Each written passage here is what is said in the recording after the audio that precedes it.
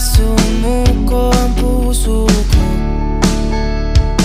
sa paulit-ulit na pagkakataon na nasaktan na bigo.